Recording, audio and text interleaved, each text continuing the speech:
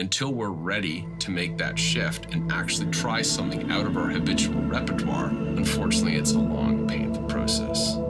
You're listening to the Octave Leap Podcast, a coherent vision for the future of business. Welcome back to the Octave Leap Podcast.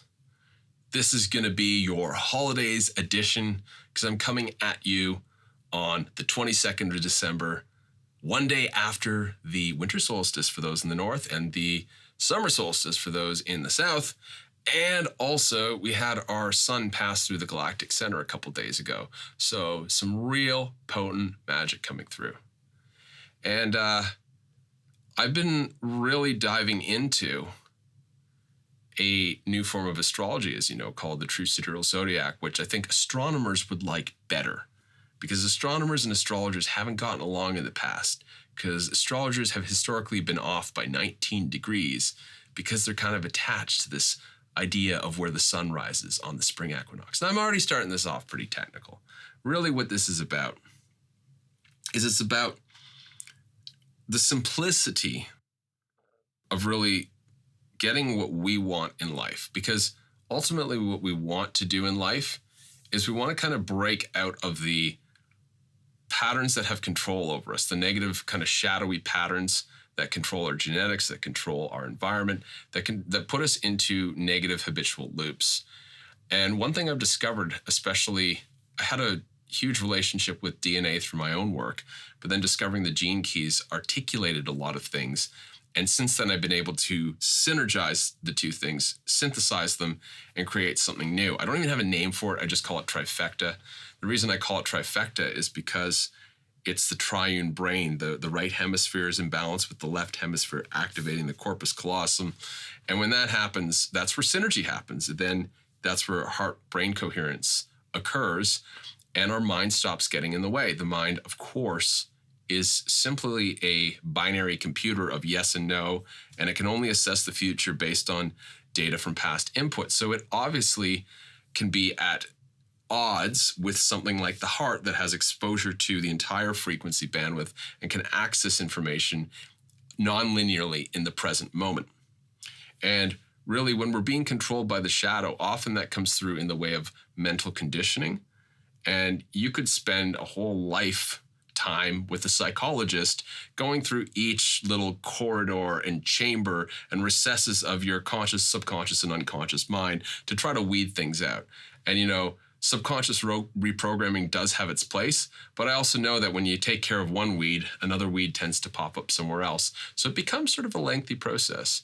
Trying to understand the mind from the perspective of the mind is a little bit futile.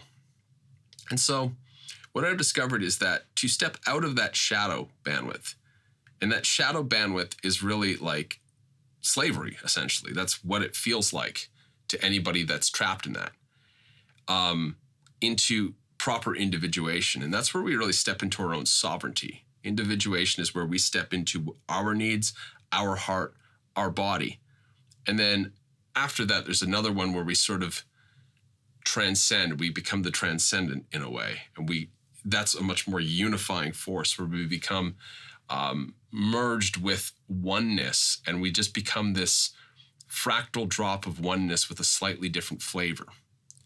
So these three bandwidths sort of exist, but I mean, you need to go in progression. You need to actually feel the full effect of the shadow before you're willing to actually step into individuation. G.R. Gurdjieff had a great quote, which was basically, a man would give up anything except for his suffering. And you probably know people like that in your life that sit there and they bitch and moan and they complain, and they don't do anything about it over and over again. And you could literally hand them the answer to their life's problems on a silver platter, and they would scoff at it. Those people aren't ready. And until we're ready to make that shift and actually try something out of our habitual repertoire, unfortunately, it's a long, painful process. So have an open mind. Get to trying out something a little bit sooner. That shadow, basically, all it really is it's our inability to stay connected with the flow of life happening around us. And as a result, there's sort of two responses.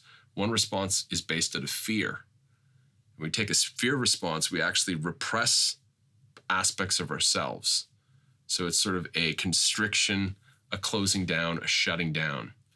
The other one is like a projection or a reaction where we try to get the thing out of us as quickly as possible. But because both of those are not rooted in the heart, what ends up happening is that we can stay in a perpetual loop. So basically the easiest way to explain it is somebody who's more repressed is generally more fearful, and someone who is more reactive is generally more angry. And so it's interesting too, because you can take something like with myself, for instance, I'd actually been repressing my pride for some time. So instead of being egotistical and boastful, and I can be like that sometimes, I've got my fingers burned, and that's probably why I started to repress it, and I started to play small and be coy. But it's still, by holding ourselves back and actually not allowing that to flow in a healthy way, it holds back everything else. And when I started to do this contemplative work, I realized that actually pride is okay, and that I need to individuate with that and express it in a very kind of beautiful, artful way. You know, it's what I call the essential marketing of heart branding, which is you're just talking about things you love, and it's so attractive that people want to join you. You know, if you're having a good time, generally other people will show up and they're like, hey, I want to have a good time too. I mean, unless you're hanging around with tire kickers, and tire kickers really, they don't want to have a good time. They just want to complain. But for them, maybe complaining is a good time. So back to what I was getting at, because I love to digress.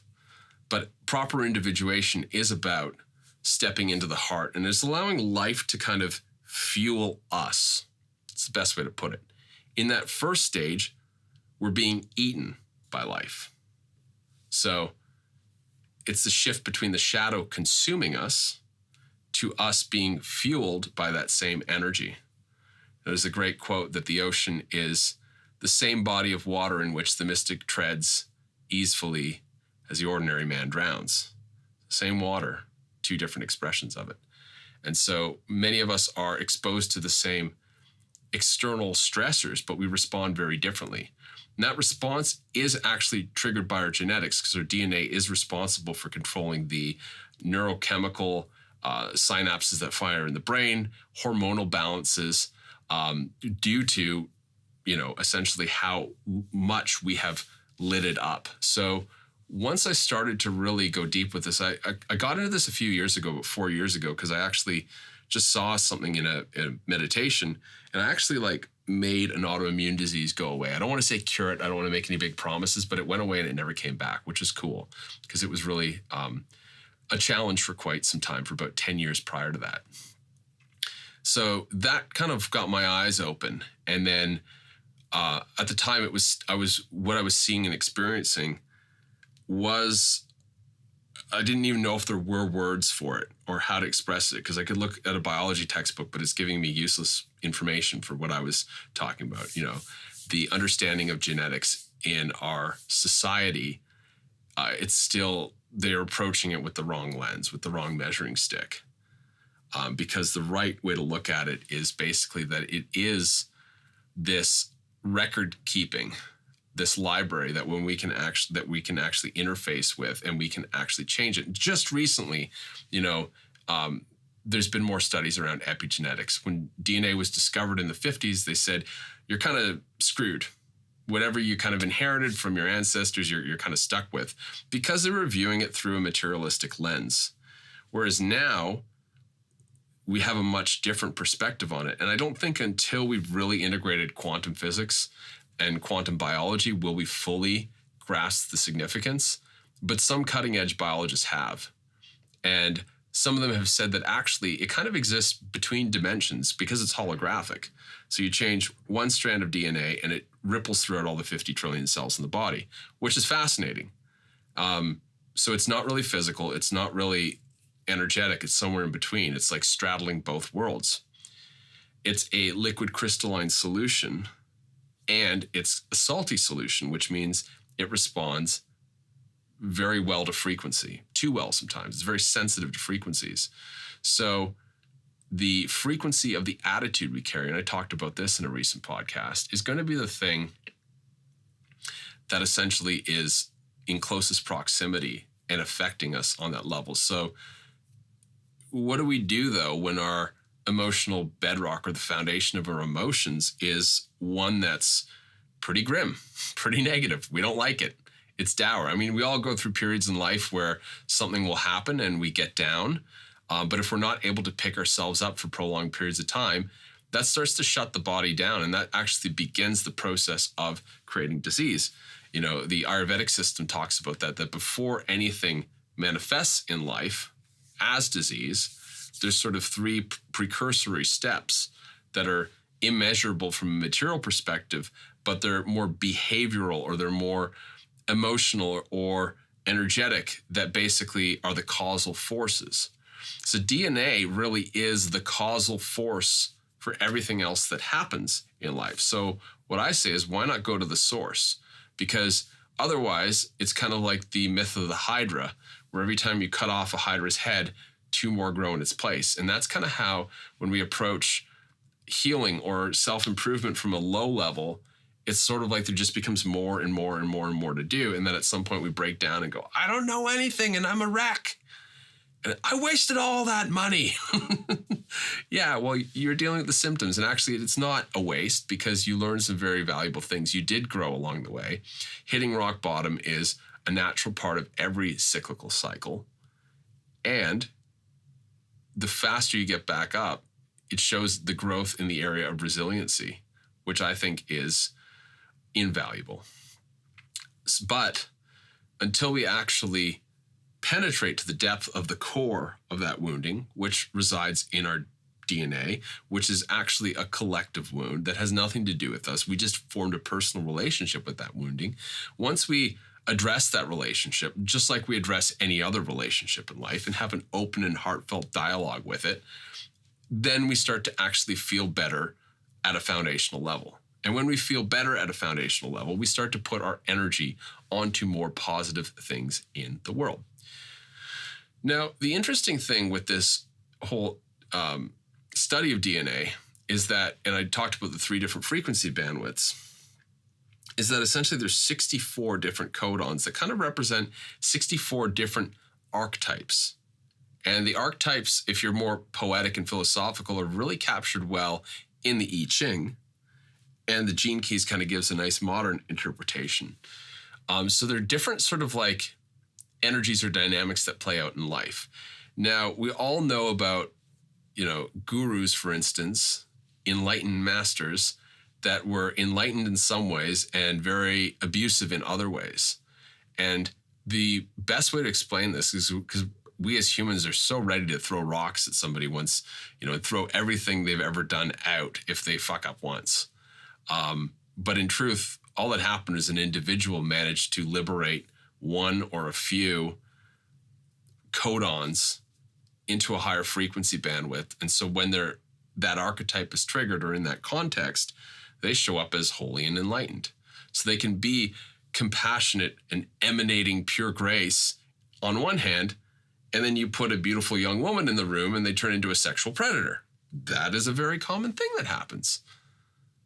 And it's unfortunate. But what I've learned is that oftentimes people trigger enlightenment experiences accidentally and then have to deal with the ramifications of basically driving a Ferrari at full speed and try to handle this that they've never driven before, versus being able to gradually activate all parts of ourselves to create something that's a lot more balanced. And so by working on each of the 64 archetypes, it's sort of like we bring the shadow elements, we purify the shadow elements out of each of those. And so they're all, first of all, healthily individuated. And then, a rare few of us will be able to actually move that into a transcended bandwidth. And when I really contemplate and I read some of the transcendental ones, it's like there are these free moments in life, and I think they happen to everyone, where we experience them. Sometimes people just don't notice they come up. And for people who are actively, pursuing a life of quiet and compassion and stillness and connection and being conscious, there's more and more of those moments, and the gap between those moments is shorter. And at some point, it becomes an unbroken wavelength, and people just reside there in a state of timelessness permanently. But there's almost no point in talking about that because it can't be understood from the mind. It's actually sort of the projection of the heart into the ultimate. In Hinduism, or in the Vedas, they call it, when the little Atman forms with the bigger Atman, that's basically the end result. And the little Atman, the healthiest version of that is the higher frequencies of individuation, where we really become, very healthily individuated, and we have good relationships, and things are flowing harmoniously in life.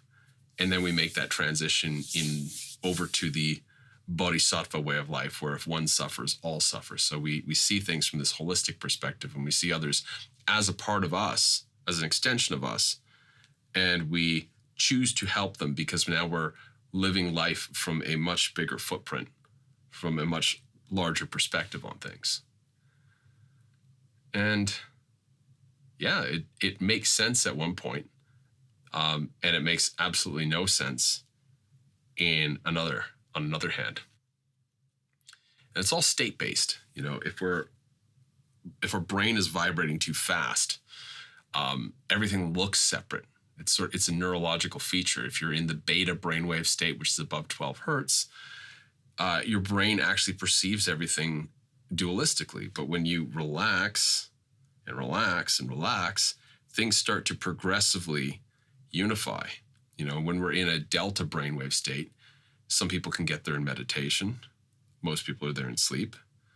When you're in a delta brainwave state, you are in that undifferentiated, universal, everything's one consciousness. Just we don't remember that. There's this amnesic barrier when we wake up. And in between there's plenty of theta and alpha, where there's lots of dreaming, there's lots of traveling through different spaces, through different psychological facets and archetypes, and all sorts of things happen during our dream life. But at some point in the night, we need to just completely go back to that oneness, which is why it's great to sleep on things, because then we get a opportunity to reconnect with the source, and then plug into that, and then plug out and go back into our lives. But of course, these days, people don't sleep very well. Either it's high stress levels, or Wi-Fi, or light pollution, or whatever. I don't think most people get into a deep delta. Actually, they've done plenty of studies, and a lot of the time when people sleep, they're kind of just humming somewhere below beta. And when you get a night of like restless sleep, and like you could sleep for 8 hours, but it doesn't feel rejuvenating at all. It's like we actually need to plug back into that transcendental state.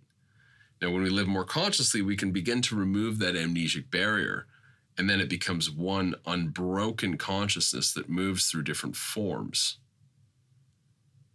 And when we do that for all the different aspects of life, things are harmonious. When we have them popping up in certain aspects of life, things are chaotic because we're playing with a lot of voltage, and there's some areas that are still pretty messed up. There's some areas that are still being controlled by the shadow aspects of ourselves. There's a lot of people who basically give their power away to whatever luminary or, thought leader or guru that shows up in a way that tends to agree with them. And then they're blind to the fact that these people are very human in other areas of life. And because they're very human in other areas of life, they're going to make mistakes, and their judgment isn't always going to be perfect. And they're not going to go the distance in every aspect. And so we have to give credit where it's due, give credit where credit is due, and also realize that these are individuals figuring other things out too. Like maybe they did a great humanitarian effort, but they had domestic issues, and he was always fighting with his wife. There's a story about a great advocate or activist, was given a lot of credit, but like his home life was a disaster, and he was not so nice in his personal affairs. And so, that I think can create a sense of imposter syndrome, because we have these 64 different archetypes within us. Might feel like more, might feel like less. But when we switch between them, we can go from, devil to saint pretty quickly. And we're like, holy shit, like I'm capable of this. And at the same time, I've got a gift. Yes, it's true. And you know what? You can be totally good in one area of life and then be a total shithead in another area of life, and they can coexist. The problem is when we judge that and we condemn ourselves for it, or if we are ignorant of that, that's a problem too. And that's usually where we're blinded to these things and they absolutely control us. So essentially, it's bringing light, being aware of what all these different parts of us are, bringing light to them, and actively, I just say raising the frequency of them, but shining light where it's not, essentially, and uncovering those shadowy elements so that they can actually be purified. If you have all your trash stuffed in a closet and you open the closet door and it's falling out and it's stinking, you got to open the door, you got to take the trash out, and you got to air it out. Previously, it was a dark closet. When you open it up, it's now a lit closet and the trash is being taken out. And that's kind of the way that it works for us. We've got this compartmentalized different things all throughout our entire physical body, our mind, and our emotions that, much like the trash stuffed in the closet, need to be opened up, aired out, and taken out. And there's no real emotions about it. Sure, there's an emotional experience of it, but we don't need to attach a big story to the whole thing. It's just a very practical thing. It's like when we do our spring cleaning, it's sort of like we get down to business. It's like, all right, throw on the rubber gloves. We know we're going to be doing some scrubbing here and some work. And then when it's done, it's sort of like you feel the difference. And that's, one way why I kind of left, very careful about spirituality, is because I like to see things as much more objective. I don't like this idea of like, this new age belief that, we just create our reality without any other input, or the other side of the coin, which is that you got to heal and you got to do hard work and you got to like keep going down this route of grinding. That's just kind of like self-punishment. But I kind of want to know what is the real convergence of, is there a scientific approach? We have a lot of sophistication in science. We've discovered, quantum mechanics and theoretical physics is converging more and more and more onto concepts that have long existed in mystical and philosophical studies, and they're being able to prove this. So we should have intelligent language for describing these things that we experience every day. It's amazing that the English language has so few words that actually describe the processes that are governing our entire life. A language like Sanskrit, they have 600 words for these things. They have different words for different qualities of energy and frequency at different levels of rarefication or densification, and the different qualities and all this kind of stuff. And we have one word that we use, it's energy, and sometimes you use the word frequency. And so we're constantly very inarticulate about these things as a result of the actual semantics of our language. Now, we live in a semantic reality where our perception of reality is shaped by semantics. I think Terence and Dennis McKenna, they prove this, and that so much of our language controls how our mind develops. But nonetheless, it still is amazing that even with the limitations of our own language, that we can have these experiences. It's just we don't have a vocal apparatus and linguistic database to describe them accurately, which is why, as Miles Davis said, it's always about the space between the notes. It's always about the space between the words and the intention behind it. So anyway, I will leave you with that. I don't really think there's anything else to say other than, if you're interested, I've got some deeper work around this stuff that's happening, and I'm creating a container for 12 individuals. It's already about half full right now, but in 3 months' time, we're going to walk through transmuting the core wound, aligning with the ideal reality you have which then causes reality to sort of conform to that, and naturally and easily attracting prosperity. That's really the basis of trifecta, so that we can just get on with what we're here to do and to experience a lot more ease and a lot less friction and resistance, because the energies of today are very conducive for people individuating healthfully and plugging in with new potential that was previously not available. So this system is an innovation. I've used the true sidereal zodiac with human design, gene keys, and astrology to create the diagnostics. And then I've created from my own little bag of quantum tricks the way of actually applying that and putting it into motion. So there's a link below if you want to know more. But aside from that, have a happy holiday. And if you don't hear from me sooner, have a happy new year too. But I will be back in 2024. And my God, I plan to just hook my reins over a comet and really take off next year and really do a lot more of this, because I've really enjoyed this new way of podcasting, this new way of viewing things. It feels like it's a homecoming for me. So thank you for tuning in, and we'll chat soon. Bye-bye.